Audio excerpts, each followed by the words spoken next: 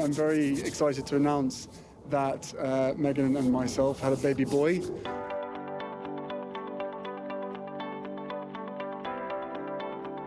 Life hasn't slowed down since their happily ever after. Now the Duke and Duchess of Sussex are officially a family as they celebrate the birth of their new son, Archie Harrison Mountbatten Windsor. Harry and Meghan are one of the most beloved, beautiful, wonderful couples on the planet right now, and the entire world is celebrating over the birth of this baby boy. We'll tell you everything there is to know about this new royal heir. And we'll share the incredible journey of Harry and Meghan as the most beloved couple in the world become a very royal mother and father. He has the sweetest temperament. He's really calm and... I don't know who he gets that from. Harry was at Meghan's side throughout the birth, and of course we saw the very charming, gushing interview he did just hours later. A very healthy boy. Mother and baby are doing incredibly well. It's been the most amazing experience I could ever possibly imagine. How any woman does what they do is beyond comprehension, but we're both absolutely thrilled and so grateful to all the love and support for everybody out there. And it's magic. It's pretty amazing, and I mean, I have the two best guys in the world, so I'm really happy. This is Harry and Meghan. 2 became 3.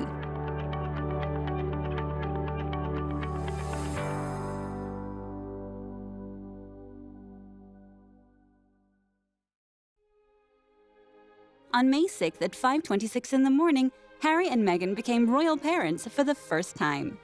I'm very excited to announce that Meghan and myself had a baby boy early this morning, a very healthy boy. Mother and baby are doing incredibly well. It's been the most amazing experience I could ever possibly imagine. It's been widely reported that Harry was at Meghan's side throughout the birth, and of course we saw the very charming, gushing interview he did just hours later when he said, he was so proud of his amazing wife. He just praised her to the skies. You could see they had body language experts reading Harry, and you could see the overwhelming joy and unabashed delight and just pure, pure happiness that radiated out of him. I haven't been at many births. This is definitely my first birth, but it was amazing, absolutely incredible. And as I said, I'm so incredibly proud of my wife. And as every father and parent would ever say, your baby is absolutely amazing, but this little thing is absolutely to die for. So I'm just over the moon. The thing about Harry we all love is that there is no artifice. Who he is who he is. We see pure emotion coming off of him all the time, very much like Princess Diana. And when he was talking about the birth of his son, we could see that pure, amazing excitement and joy, and the love he has really for his wife. The new royal mom and dad have introduced their new son to the world, Archie Harrison Mountbatten Windsor. The family walked out into the grandeur of St. George's Hall in Windsor Castle. Harry was holding his new son in his arms, both of them overwhelmed with joy. It's just been a dream, so it's been a special couple days. Who does he take after? Does he look like anyone? We're still trying to figure that out. So everyone says the baby's changed so much over 2 weeks. We're basically sort of monitoring how the changing process happens over this next month, really. But his looks are changing every single day. Yeah. So who knows? Parenting is amazing. It's only been 2.5 days, 3 days. Yeah. But we're just so thrilled to have our own little bundle of joy and be able to spend some precious times with him as he slowly starts to grow up. He's already got a little bit of facial hair as well. Wonderful. Guys, thank you. Thank you all so much. Thanks for your time. Thank you. Thanks a lot. And thank you everybody for all the well wishes and the kindness. It really just means so much. Thank you.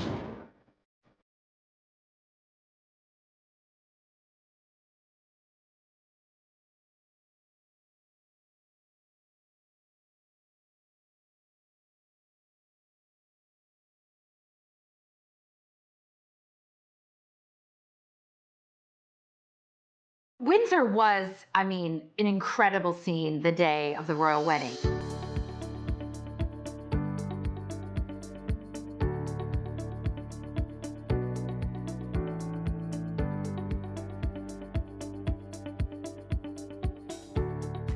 Everyone was excited. The crowds were enormous. As you came up that very famous park, it was mobbed. I mean, both sides of where their carriage was going to go was thousands and thousands of people stood back to back, ready to cheer them on. The applause, the cheers as they drove through Windsor were deafening.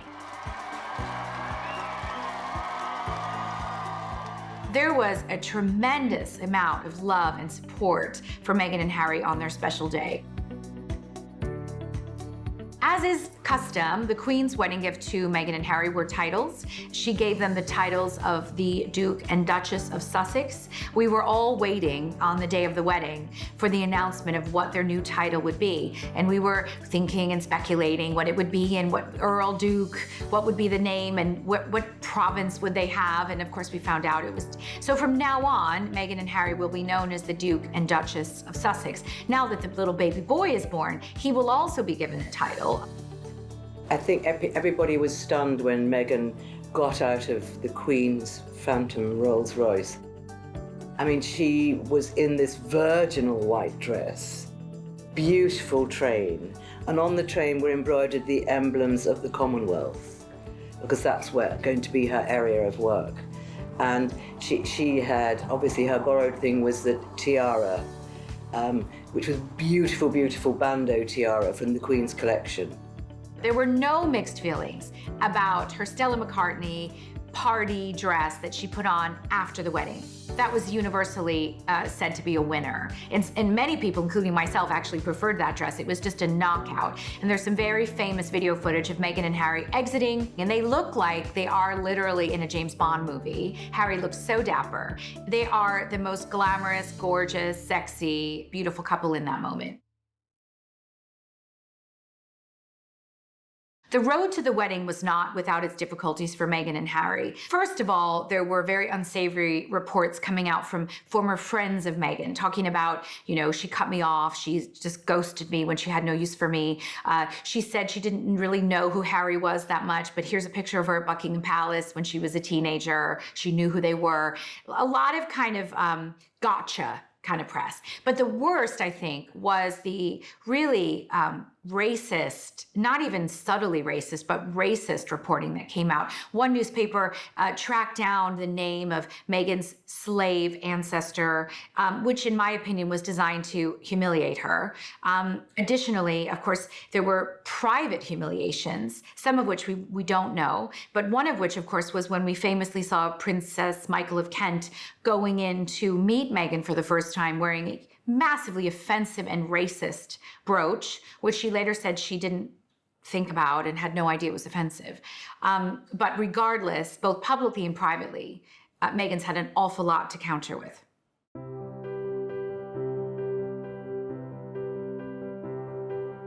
Well, initially, Harry and Meghan moved in together on Kensington Palace grounds. They had a rather small cottage. I think it was just 2 bedrooms. It wasn't grand or specially big, but it was very close to William and Kate. I think the hopes were that Kate would help Meghan adjust, and the 2 women would become fierce and loyal friends and would be, you know, joined at the hip, and everything would go smoothly. Of course, we know that's not what happened. Meghan and Kate have really not forged the kind of friendship that I think royal insiders were hoping that they would. They're by all means cordial, but I don't believe they are close friends. I think Meghan and Kate probably don't have all that much in common, and they're both fully formed adult women. You know, they're not teenagers that you take on a trip together and hope they get along. These are 2 fully formed women with their own styles and opinions, and we know about Kate Middleton that she very much follows the royal protocol. She does not put a step wrong. Whereas Meghan, I think, is challenging royal norms. We know she is because she's already done things markedly differently than any other royal has done. So the women are different. Personally, I don't believe there's been a big rift between Meghan and Kate at all. I think it's more likely that it's Harry and William who have their own ideas about things, and the wives are kind of going along and supporting their husbands. After their unforgettable wedding at St. George's Chapel in the grounds of Windsor Castle on May the 19th, 2018, the new Duke and Duchess of Sussex were straight back to work. There's no time to rest when you're the most talked about couple in the world. Not long after their wedding, in fact, their first official royal tour was that Meghan and Harry went off to Fiji, Tonga, and New Zealand together. It was like 16 days. This was a big deal. This was the first time that Meghan and Harry were going to represent the monarchy and the British people abroad in the Commonwealth. I'm sure Meghan spent an awful lot of time figuring out her clothes, knowing she would be scrutinized at every minute, as well as planning speeches, remarks, memorizing the names of the people they'd be meeting and their advisors. It would have been a lot of homework. In fact, we very famously see Meghan getting off the plane when she arrives at the very beginning of her royal tour, carrying a big binder of notes. Now, interestingly, she held it in front of her stomach for a reason. You see, Meghan was already pregnant on that trip and they hadn't announced it yet.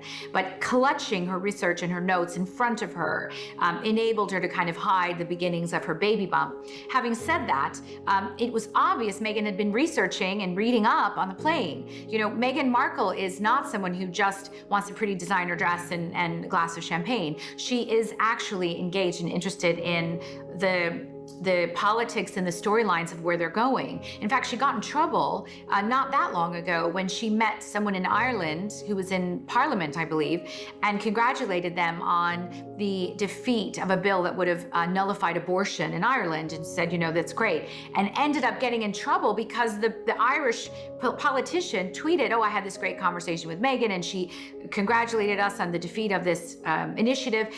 And everybody was like, you can't take a side, Meghan, you can't defend any position.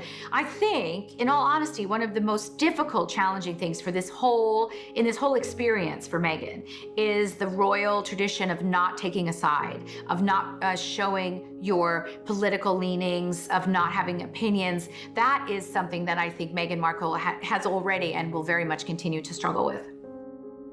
On the 15th of October 2018, the happy couple announced that they were expecting a baby in the spring of 2019. The announcement came as a surprise to the world, and many sent their congratulations and best wishes via social media, including the Archbishop of Canterbury.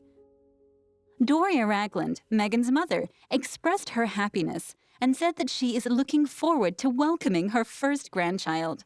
Meghan's pregnancy was actually announced during her first royal tour, and there was a backlash actually because it was announced so soon after Princess Eugenie's wedding. A lot of people felt that it had stolen the thunder for poor Eugenie, who had gotten married literally like the day or 2 days before. It was ridiculous because Meghan has the right, first of all, to announce her pregnancy anytime she wants to. And probably they waited until after Eugenie's wedding to announce because they didn't want to steal her thunder. But Meghan was in the middle of a royal tour in which she was probably going to miss engagements due to morning sickness or fears for her getting pushed to jostle too much in the crowd. She had to explain herself, and she had the right to stay home if she was tired one morning when she was in the early throes of pregnancy. So I think Meghan and Harry felt they had to announce in a way because she was in the middle of a royal tour. She probably was going to get a little more tired, and there might be obvious bump pictures, which would just set off a fury of speculation. Meghan showed very early in her pregnancy. She was only a little bit pregnant and she already had a bump. So I think it was a necessity really for Harry and Meghan to announce the pregnancy as early as they did.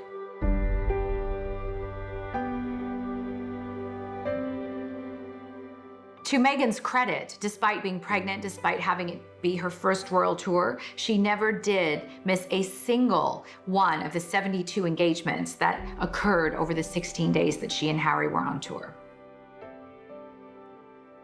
Meghan Markle has been one of the most stylish pregnant women that we've ever seen. She doesn't really favor, she didn't favor maternity clothes. She tended to wear designer clothes which would accommodate her bump. Meghan has a very slim long, lean, beautiful figure. And she was able to wear designer clothes all the way through. She looked gorgeous the entire pregnancy. The only visible difference, apart from the bump, was her face was perhaps a bit fuller, and actually it just made her look even younger to have the kind of rosy cheeks that she had through the pregnancy. Pregnancy very much suited her, and I would be shocked if this is the only baby that these two are going to have. Meghan fell pregnant very quickly. They hadn't been married that long when she got pregnant, and according to all reports and rumors, they had just started trying, and she got pregnant. Now, Meghan was not extremely young. You know, in pregnancy terms, 36 is geriatric. I mean, that's literally the term. So I think they didn't want to wait around. They knew they wanted a family, and they didn't know how long it would take, but it happened very quickly. And I think both Meghan and Harry were surprised at how quickly it happened, but it's all the more of a blessing. Meghan is very much a belly cupper. Every single picture we saw when she was pregnant, she was cupping that belly. Sometimes we had a double cup above and underneath the belly. You know, this is something a lot of celebrities do on red carpets, and I've been asked many times why celebrities do it. The only thing I can say is my instinct is that, and having been pregnant myself and on red carpets, you feel very self-conscious that you have a big stomach. I mean, your whole life you're told, suck your stomach in. So all of a sudden you have a big stomach, and it's subconsciously, I think, you are trying to draw attention to the fact that you're pregnant. You're not just, you know, have a beer belly. You want people to know that it's a baby.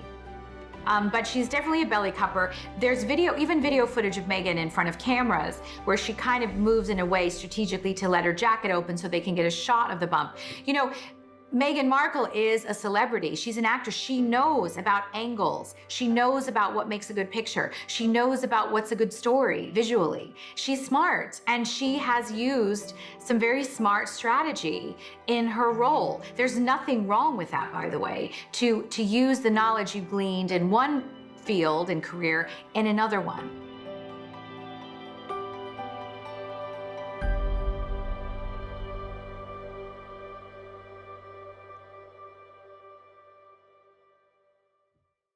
Now a Duchess and member of the British royal family, Meghan was born into a much more humble life, far away from the glamour and nobility of royalty. I'm a California girl, born and raised, so the flip-flop culture is part of just who I am. I love my cutoffs and flip-flops and being as relaxed as can be.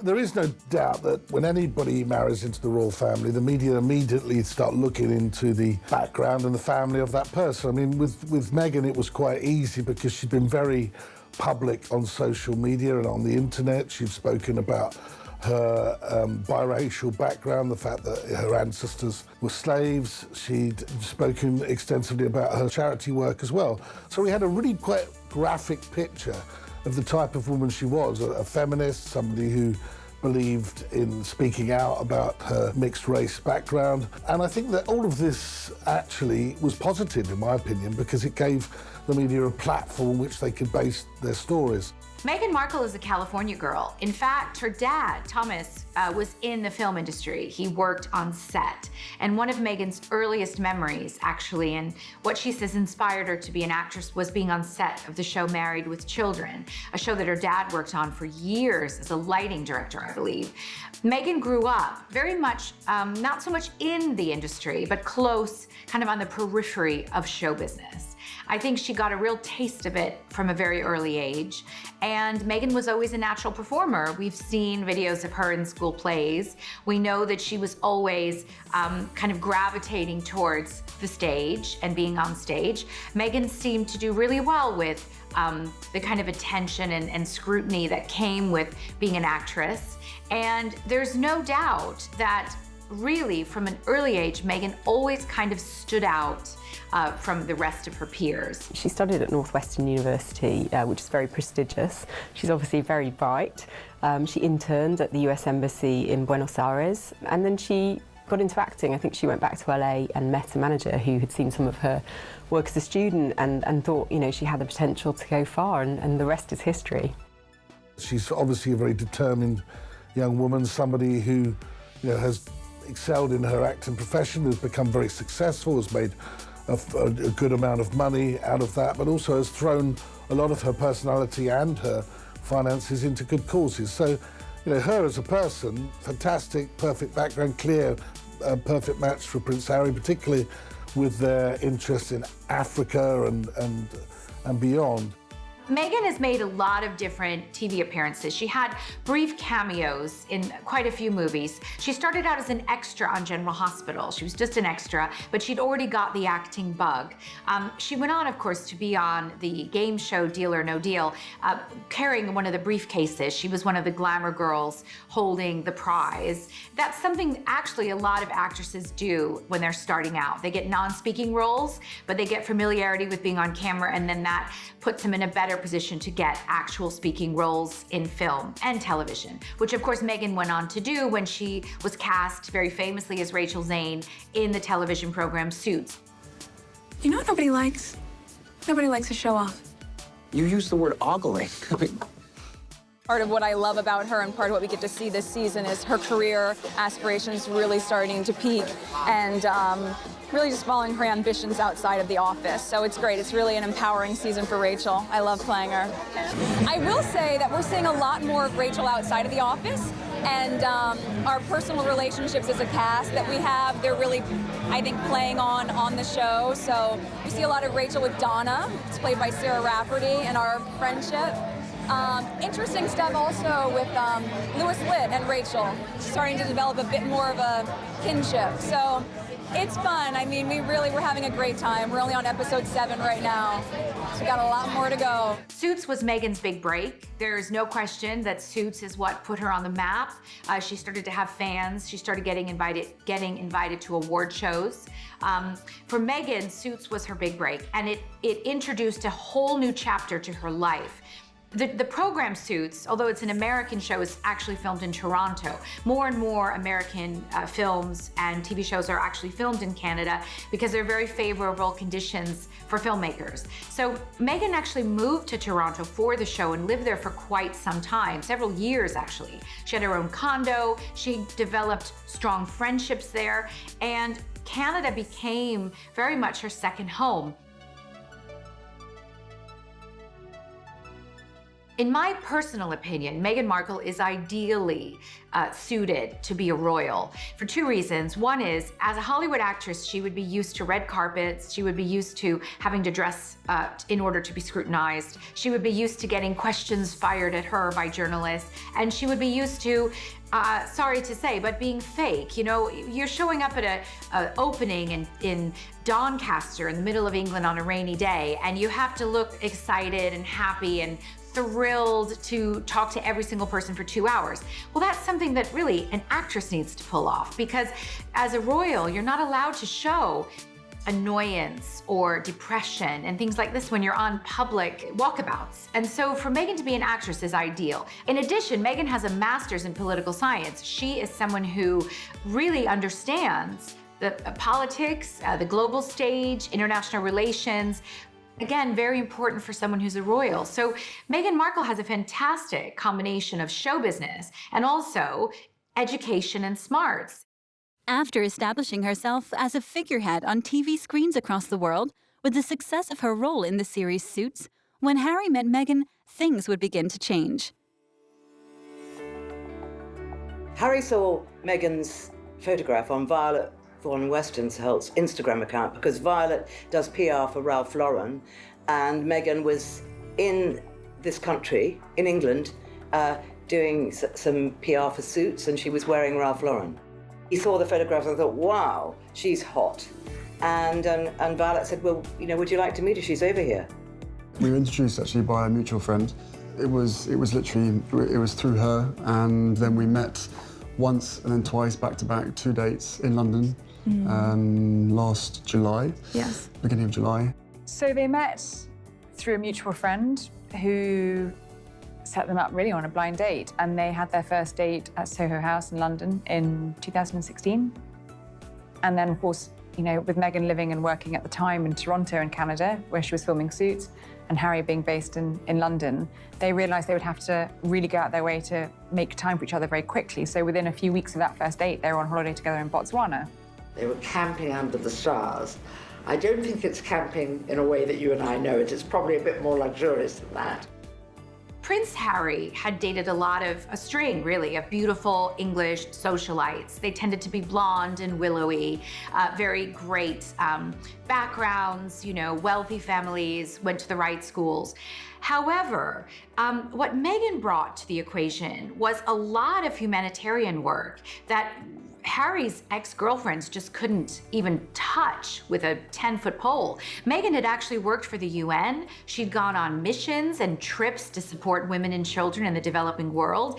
Meghan had been a global humanitarian long before she met Prince Harry. And I think as Harry was very close to stepping into his full role as a member of the royal family, the possibility of meeting someone who was equally passionate and engaged about changing the world and helping other people was extremely attractive to Harry. I think if you watch the engagement interview that Harry and Meghan did on BBC, and they talk about their first meeting and how they instantly connected, it's apparent that yes, there was a mutual attraction, but it went far beyond the physical. Meghan and Harry were attracted to what each other believed in and what each other wanted to do in the world.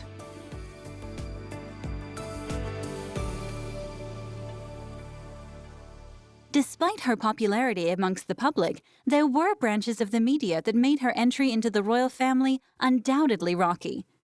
I think Meghan had quite a difficult initial period after their relationship was confirmed, and we know this because Harry issued a statement defending her and sort of warning people off. She described it as disheartening and discriminatory, but Harry himself mentioned sort of racial undertones, which is pretty upsetting for anyone concerned. And I think, it is a difficult situation when you're thrust into the glare of media interest. The royal family garner a huge amount of attention, and we know that they're not necessarily delighted by it, but they work closely with the media to get their messages across. But I think nothing prepared Harry and Meghan for the wave of interest that followed the announcement of their relationship. And in fact, it was Harry's statement that confirmed they were a couple for the first time. I think it's a really difficult one because they are going to have to get used to the scrutiny, but it's only right that she's treated fairly, and I think it was upsetting for everyone to see that she'd been, caused problems by this coverage. There's a misconception that because I have worked in the entertainment industry that this would be something I would be familiar with, but even though I'd been on my show for, 6 years at that point, and working before that, I've never been part of tabloid culture. I've never been in pop culture to that degree, and lived relatively quiet life, even though I focused so much on my job. And so that was a really stark difference out of the gate. But, and I think we were just hit so hard at the beginning with a lot of mistruths that I made the choice to not read anything, positive or negative. It just didn't make sense. And instead we focused all of our energies just on nurturing our relationship. On us, yeah. On us. Meghan and Harry had very much a whirlwind romance. They had only been seeing each other briefly when they went to Botswana together under the radar and went camping in Africa, as you do. I think Botswana is really what solidified things between the pair. And I think after that intense experience together, they knew that this was serious.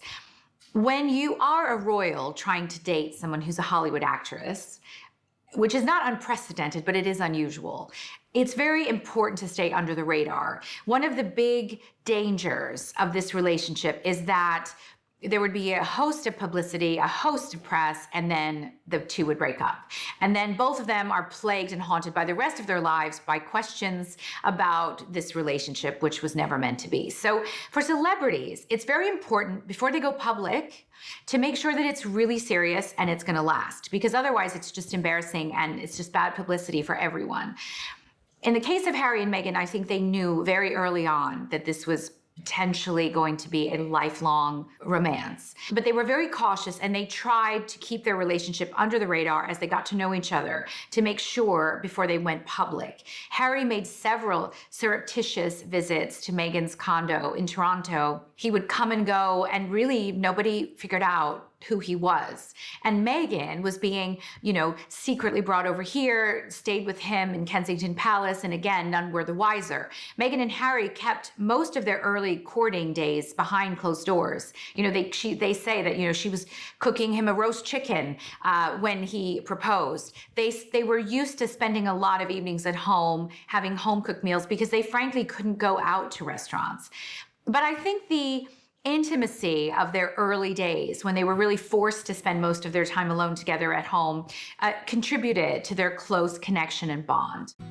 Harry and Meghan gave an engagement interview in which he explained, well, actually, she did most of the explaining and she did most of the talking.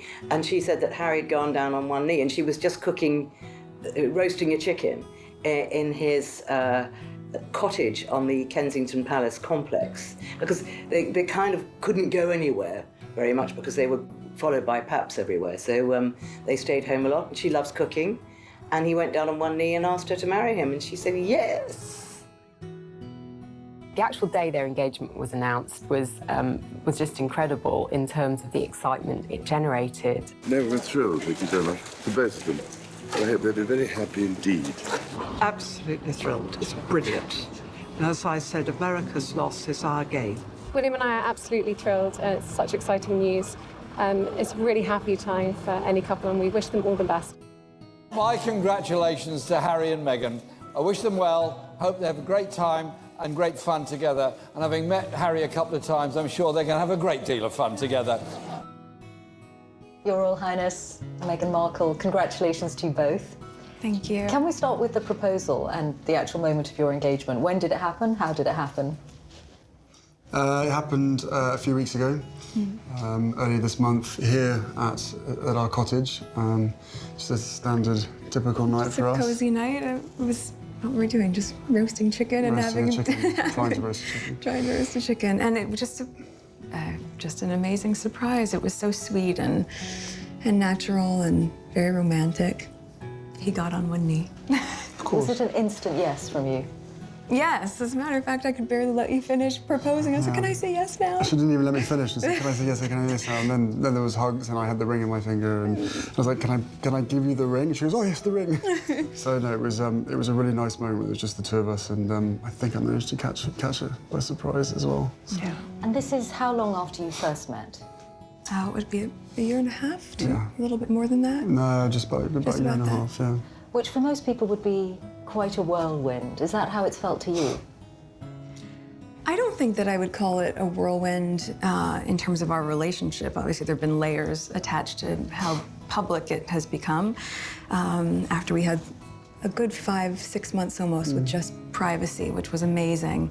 But no, I think we were able to really have so much time just to connect, and we never went longer than 2 weeks without seeing each other, even though we were obviously doing a long-distance relationship. So it's we made it work. As they stepped out into the garden, the sunken garden at Kensington Palace, it was so poignant. It was the place that over the summer had been planted with white flowers in memory of Harry's mother, and somewhere that we know she loved to spend a lot of time. And I think there are lots of touches like that about the announcement, and no doubt the wedding as well, which will remind us all of the fact that he's really thinking of her and the fact that she's not going to be there. But it was a really happy moment. Meghan, dazzled the cameras, as she's very good at doing. And just looking at the body language, it was really special to see. They were touching each other. There was a lot of giggling, holding hands, arms. And I think the really lovely moment that came was right at the end of their engagement interview, when the microphones were switched off and we saw them sort of mucking about together on the sofa. It really showed a couple who are incredibly in love, very tactile, but, also having a great deal of fun together. It's been extremely positive reaction. There's been some negativity, I think, on the internet in terms of the Twitter Archie, the trolls about Meghan's racial background. But that's just inevitable, I think, in this day and age where people hide behind the social media. But the reality is that in the reaction for Harry and for Meghan has been very positive. I think they've, you know, they really clearly look very much in love, and I think everyone's very happy for them. And what's interesting is the American angle on it. Of course, you know, an American actress marrying into the royal family, it's a huge story for America too. We're going to have an American princess again. I think that is terrific. And I think Meghan Markle exudes all the good that is an American confidence. She's well-spoken, she's well-educated, and most of all, it appears she's making Prince Harry very, very happy. It's a great gift we're giving to Great Britain. This is her new job. I mean, being a royal isn't just getting married and going and putting on tiaras from time to time. It's a full-time occupation. Their engagement interview was revelatory. I've never seen a royal interview where people seemed so very relaxed, happy in each other's company, and you know, just so affectionate and open. It was fantastic to hear them talking about all sorts of things, and really their happiness and their personalities came across. And it's a far cry from, you know, the 80s when we had Prince Charles and then Lady Diana Spencer looking unfortunately very shy and awkward in front of the cameras, and things were a lot more conservative and straight-laced in those days. So you'd imagine a change, but you know, the dynamic between Harry and Meghan was fantastic to see. Children? Not currently, no. No, of course, you know, I think you know, one step at a time, and hopefully we'll start a family in the near future. Have you met each other's families, I imagine? Yes, his family's been so welcoming, and You've met quite a few of them, actually. I have, on both sides of his family, his mom's side as well, which has been really important to me too. But yes, the family has been great, and over the past year and a half, we've just had a really nice time getting to know them and progressively helping me feel a part of not just the institution, but also part of the family, which has been really, really special. Trying to track them down and make sure that they're around at the same time that she's popping in without telling too many people. And we've actually done incredibly well to make sure that you've met all the key people. The other thing about Harry and Meghan's engagement interview, that they are in a less pressured position. For Kate, when she had to appear with William for the first time in their engagement interview, she wasn't only being announced as his bride, she was being announced as our future queen, and that is quite a daunting prospect for anyone. She hadn't been in front of the cameras before, and I think she acquitted herself incredibly well, but obviously for Meghan it's something she's very used to. So we can, you know, imagine she's feeling a lot more relaxed generally. And, you know, she is with Prince Harry, who's known for his sense of humour and his relaxed approach to things, and that really came across too. I think it's a really interesting time for the royal family, and I think this marriage sort of cements a transition that's been happening for a while, with the monarchy modernising and moving with the times.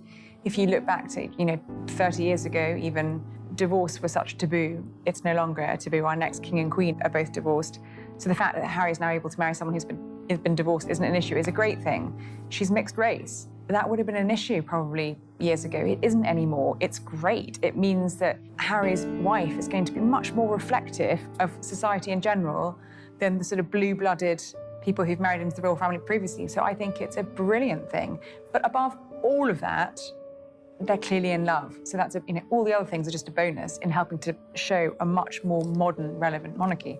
It has been widely commented upon that Harry and Meghan kind of rushed into things. You know, they'd only been dating a short time, and then they went to the Invictus Games, then they announced an engagement, and now they have a baby. They haven't been, you know, sitting around. I think from Meghan and Harry's side, they knew quite early on that this was it. However, there's been a lot written about the fact that when Harry's friends, and even perhaps his own brother, cautioned him that perhaps things were moving too fast with an American who was unfamiliar with the royal demands and perhaps the royal system. Harry did not react well to that, and by all accounts, all reports, was furious with anyone who dared to question Meghan or her suitability or whether or not Harry was in fact sure. And Harry has cut people out of his life, according to the reports, based on the fact that they weren't welcoming and accepting of Meghan. Harry has been faultlessly loyal to Meghan from the beginning. In fact, when Meghan and Harry were first just dating, he issued kind of an unprecedented love decree to the press, saying, I'm dating her, she's important to me, and basically back off. It was unprecedented. I mean, for him to go out public to the press and defend her, it goes to show even from the beginning how protective Harry is of her. All the way through this relationship, we've seen examples of Harry trying to protect Meghan from the scrutiny. You know, you have to remember, Meghan comes in the legacy of Princess Diana, and Harry saw the way his mother was treated by the press. And I think he's very keenly aware of how that happened and ensuring that that doesn't happen to Meghan. The decision to move away from central London to go to Frogmore Cottage and move to Windsor, to my mind, is very much about protecting Meghan. You know, they had just redecorated the place in Kensington. They had just done it up the way they wanted to when they announced they were actually decamping and moving to Windsor. Now, there was a lot of speculation at the time that there's been a rift between Harry, Meghan, and William and Kate, and they were moving to get away from them. And I don't think that's entirely false, but I think what's very true is that by moving to Windsor, Harry and Meghan are hoping to preserve some semblance of normalcy for themselves and for their child. Even if you look at the birth of the new baby, whereas Kate Middleton was trotted out in hosiery and full makeup just hours after delivering her babies, Meghan said from the beginning, I won't be doing that. They didn't even announce she was in labor until after the baby was safely born. All the way through the birth, even in the last weeks of her pregnancy, Meghan was not seen. And all the way through her birth, Meghan has maintained a determination, along with Harry, to keep certain things private, to keep protected their family. And they are not following the royal script. They are consistently deviating from what's been done before. And some people think it's admirable and some people think it's not. But ultimately, Meghan and Harry are doing things their own way. I think preparing to be a princess must be quite an interesting thing to do, and I rather wish I'd done it. She will have been taught now, and she will know now about who precedes her and who she has to curtsy to, because the royals are quite sticklers for that, because that sets them apart from everyone else. So I think what they both are is very good at making people feel comfortable. The world has a soft spot for Prince Harry. It really began, I think, the affection for both boys when their mother died. We all saw that just tragic footage of the boys walking behind their mother's coffin when they were so young, and even the flowers on the coffin with the note, handwritten note, I love you, Mommy.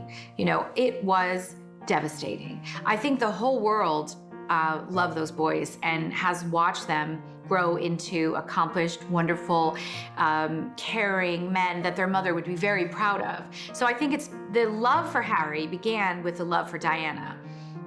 But I think the world, and particularly Americans, adore Harry because he doesn't do everything right. He played naked pool, naked billiards, I mean, in Vegas. Like, he certainly has not done everything right, but it's his humanness, I think, that people have fallen in love with. It's his openness, his honesty, the fact that he's royal, but he's also very real, that I think people relate to and love him all the more for it. When Harry goes to a homeless shelter or goes to work in a mental health facility, I think it's very clear that he really genuinely cares. There's something about his mother in Prince Harry, which is a compassionate empathy which radiates through him. There's nothing that seems put on or false about it. He is so real and connected, and I believe, personally, it's exactly what people resonated with Princess Diana. You know, Meghan herself has talked about the challenges of being biracial. She has said, you know, I wasn't black enough for the black roles, I wasn't white enough for the white roles, and I was in the middle as a mixed race woman. And her journey has been, in part, to find the strength and dignity and passion for that role and embodying a beautiful, strong, mixed race woman and all of that means. You know, Meghan is re-educating people. There's never been a mixed race royal baby as we have now. And this is an incredible thing. I remember I was at the royal wedding when Meghan and Harry got married. I was in Windsor. And I remember there were a lot of women there who were black with little girls, with daughters, who were celebrating this special day. And I actually spoke to a friend of mine who's a television presenter who's mixed race.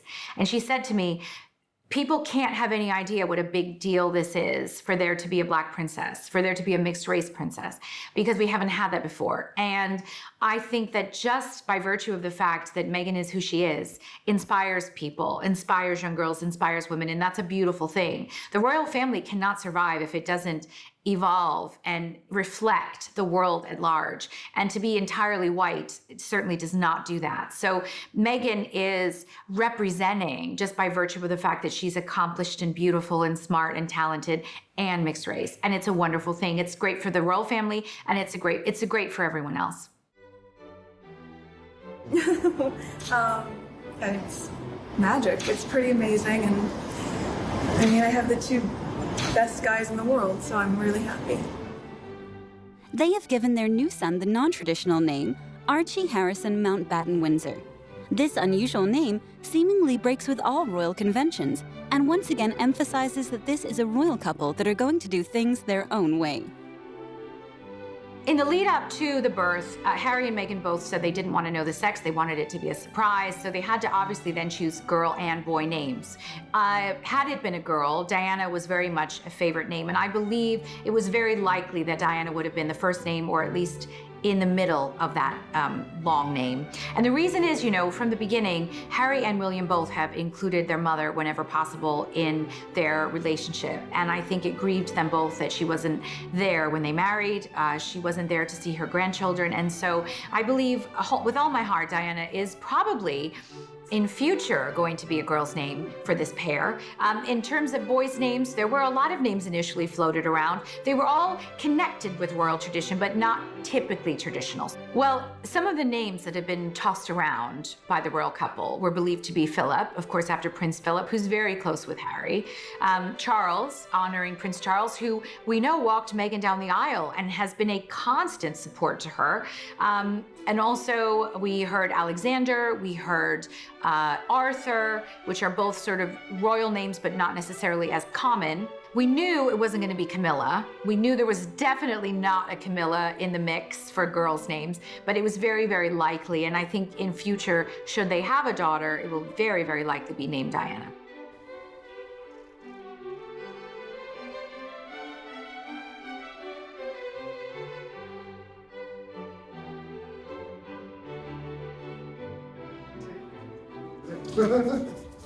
Yes, X marks the spot. X marks the spot.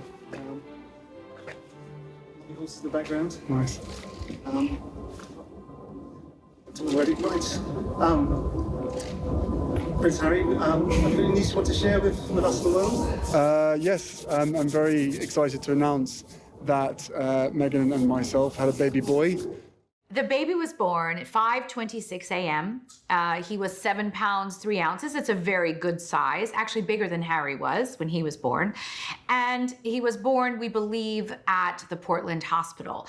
Meghan was open about the fact that she wanted to give birth at home. However, something like 45% of first-time mums who want to give birth at home end up requiring an intervention at a hospital. When you have your first baby, your body knows what to do, but not exactly. And they say you have an untried pelvis is actually what the medical term is. And so Meghan, like a lot of first-time moms, wanted to give birth at home, but ended up having to go into the hospital. And it was the Portland Hospital, which is the American American, US favored hospital for women over here that are posh and giving birth. Baby birthing suites at the Portland go up to 30,000 pounds a night. Meghan would have had round-the-clock care and nurses. I've been in those birthing suites, and they are very much like hotel rooms. I went to the one at the Kensington wing at Chelsea, Westminster, where Amal Clooney gave birth, who's a good friend of Meghan's. And it is like a hotel. You have nurses instead of room service, and they take your baby and all the time, help you with breastfeeding, with constant care, bringing in sandwiches, champagne, anything you fancy. And it's a really nice experience. We don't know, and I don't think Meghan and Harry will ever divulge a lot of the personal details, but I wouldn't be surprised at all if Meghan had a water birth, because for women looking to have a very natural experience, when home is not an option, typically water birth is what they most want. Having said that, if Meghan did require hospital intervention, which we believe she did, it may have been that she ended up having to have a C-section in the end. So we don't know, and I don't believe the royal couple will ever make that known. Starting really from the last month of pregnancy, when we didn't see Meghan Markle, until the royal palace really refused to say if she'd even given birth or not in the weeks up to her birth. And then when they announced she was in labor only after the baby had already been born, Meghan and Harry have been doing things their own way.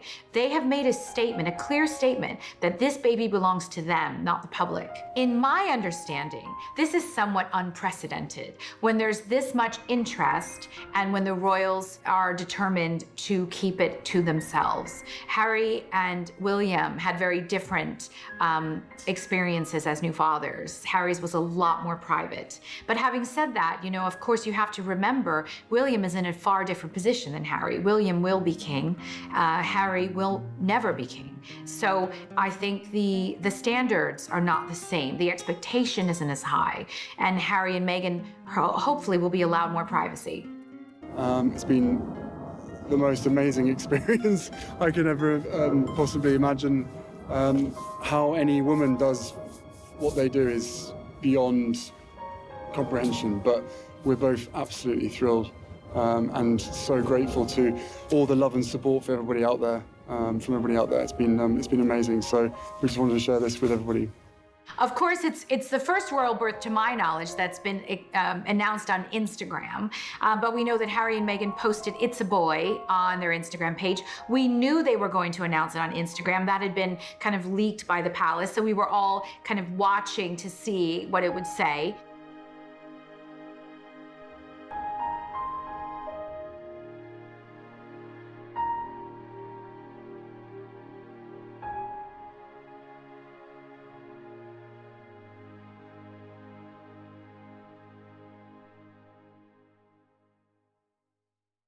This baby will never be an HRH unless the Queen decides to break all precedent, which is unlikely. This baby will be an Earl, most likely. He may acquire different titles in his life, but no, this baby will not be an HRH. I haven't been at many births. This is definitely my first birth, but it was amazing, absolutely incredible. And as I said, I'm so incredibly proud of my wife. And as every father and parent would ever say, your baby is absolutely amazing, but this little thing is absolutely to die for. So I'm just over the moon. Thank you very much, guys. Thank you. Thanks, guys. This little guy is 7th in line for the throne. He will almost definitely never be king, but that will free him up to have a lifestyle which is far more free of royal restriction and probably a lot more normal and happier, perhaps, than the poor Prince George, who's going to have the scrutiny of the world on him when he comes of age. Well, the whole world was celebrating with the Duke and Duchess of Sussex, but London in particular really lit up the skies. The London Eye was decked out as a Union Jack, lighting up the night, and the BT Tower, which is a huge building in London, had a big, big glowing sign, "It's a boy." So truly, London is alive with happiness over this birth. He has the sweetest temperament. He's really calm and. I don't know who he gets that from. Yeah, and he's just been the dream. So it's been a special couple days. So Meghan's mother, Doria, has been unfailingly supportive of her daughter, so much so that she actually took a class on how to be a supportive doula in the birthing room. She was seen actually taking classes on this in LA. So her mother was studied up, and she came over to help and assist Meghan with her home birth and during the birth process, and Doria is still believed to be there as well, helping Meghan with the initial weeks of motherhood. And I'm sure they're doing some post-baby yoga together as well. Who does he take after? Does he look like anyone? We're still trying to figure that out. But everyone says that babies change so much over 2 weeks. We're basically sort of monitoring how the changing process happens over this next month, really. But his looks are changing every single day. Yeah. So who knows? And how you find parenting generally? Is it still a special moment? Yeah, that's great. I mean, parenting is amazing. It's only been, what, 2.5 days, 3 days? Yeah. But we're just so thrilled to have our own little bundle of joy and to be able to spend some precious times with him as he slowly starts to grow up. And I hear you're off to see 2 special people in a minute. Yes. The Queen and the Duke. Yes, and we just bumped into the Duke as we were walking by, which was so nice. So it'll be a nice moment to introduce the baby to more family, and my mom's with us as well. So it's been a really here we go. another great grandchild. Yes. The Queen has now met her 8th great-grandchild. She's said to be thrilled. Prince Charles announced the birth in a speech he was making at the time in Berlin to a widespread smattering of applause. And Prince William and Kate were asked about it. They were beaming, and William said he's absolutely delighted and thrilled for his brother, and he welcomes him to the sleep-deprived club that is new parents.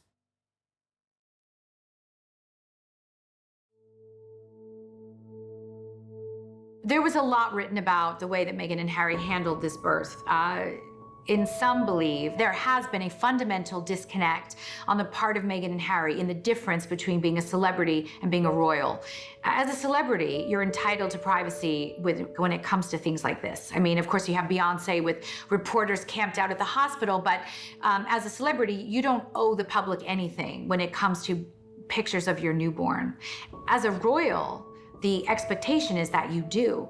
As a royal, the expectation is that this family, in a way, belongs to the public. They're public servants. And if the people want to see a picture of the baby, you give them a picture of the baby. If the people want to see the new mom just hours after she gives birth, trotted out in stockings and high heels, then you do it. That has been done up until now. Whether or not that's right, that is the precedent. So for Harry and Meghan to treat this the way a celebrity would really treat this, which is, we ask for privacy at this time, that's not what royals do. And the British press and some of the public have been upset because they want to feel like they're participants in this birth the way they have in other royal births. However, Meghan and Harry have drawn a clear line in the sand and said, no, we have boundaries and this is ours. And we're not letting you in to this special moment in the way that, say, William and Kate did. The initial hours after the baby's born belong to us, not to you. That is the difference in the way celebrities and royals view these kinds of things. And that has been a sticking point for some people in the British press. Can we have a little peek at him? We just can't quite see his face. Wow. He's already got a little bit of facial hair as well. Wonderful. Just in the family. Guys, thank you. Thank you all so much. Thanks for your time. Thank you. Thanks a lot. And thank you everybody for all the well wishes and the kindness. It's really just means so much. Thank you. Now that the couple have welcomed their newborn baby boy into the world, Archie, Harrison, Mountbatten, Windsor, the real happily ever after can truly begin. Not just as man and wife or prince and princess, but as mother and father.